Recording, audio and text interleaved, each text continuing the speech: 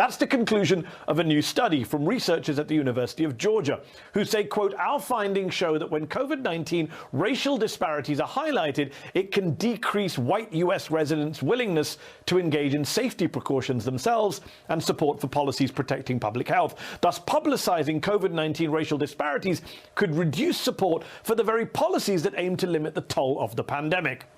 In short, for an alarming number of Americans, COVID isn't a problem so long as it's not a white people problem. Here's what I find so infuriating about this. Yes, there's the abject, vile racism, of course. But also, while COVID-19 disproportionately affects people of color, yes, the majority of the virus's victims are still white people.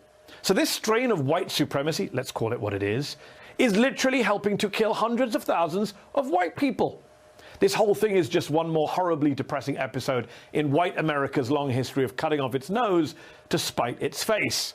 Think back, for example, to Reagan's villainization of black welfare queens. To this day, studies consistently show that a massive chunk of white Americans oppose government support programs, despite the fact that the largest racial group that benefits from them is white people. Author Heather McGhee chronicles another instance of this form of backfiring racism in her recent book. She explains when civil rights leaders successfully pushed for public pools to be integrated, scores of cities responded by either selling their pools to private entities or, mind-bogglingly, opting to drain the pools and close them down altogether. No one gets a pool before black people get a pool. It sounds absurd because it was absurd.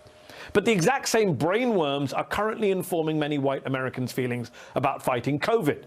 So I'm sad to have to report that even in a once-in-a-lifetime deadly global pandemic, it seems yet again white supremacy trumps all.